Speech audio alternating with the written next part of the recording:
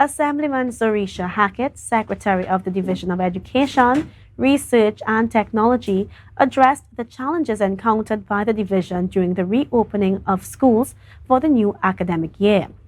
These challenges included procurement issues and delays in acquiring construction materials. Further details in this report from Arianna Scipio. Assemblyman Zorisha Hackett spoke about the procurement problems that they faced throughout the school repair program. The challenges came in the direction of procurement as well. And so the decision had to be made. Do we continue organizing that migration to the depository, have contractors get on board, or do we not have a school repair program in the true essence of that? She also highlighted the issues that the contractors encountered during the program.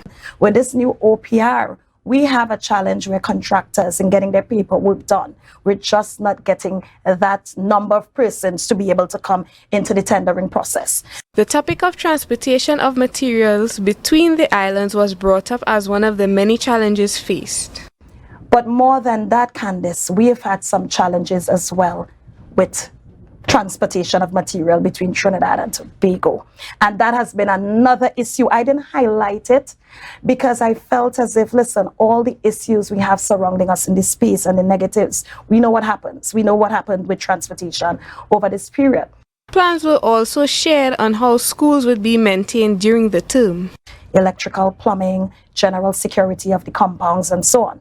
And then we're going to move into general upkeep and maintenance. And those works, we agreed, will continue throughout the term. Obviously, with OSH and all of that on board, you would not want to do that heavy-duty work with students on the compound. Further emphasis was placed on the transportation issues and how they affected the role of the contractors in the project.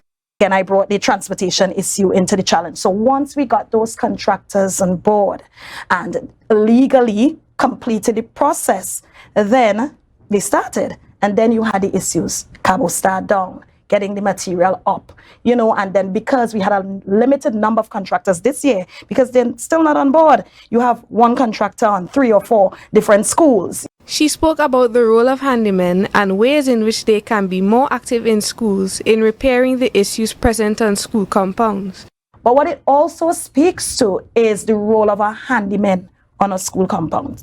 We have handymen there, and some of the issues that we're having contractors come on board to treat with, in my opinion, should be dealt with in a routine way by our handymen.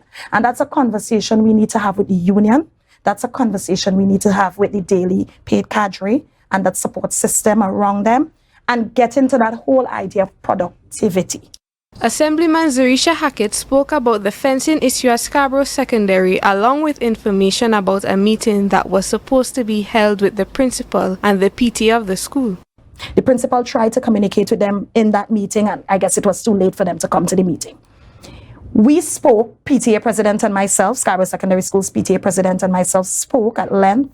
Was it on Sunday? And we realized there was some communication mix-up. I don't know what happened, but they did not come. The problem of school repairs continues to be an ongoing problem that faces many challenges and has affected many schools on the island, causing infrastructural issues to arise.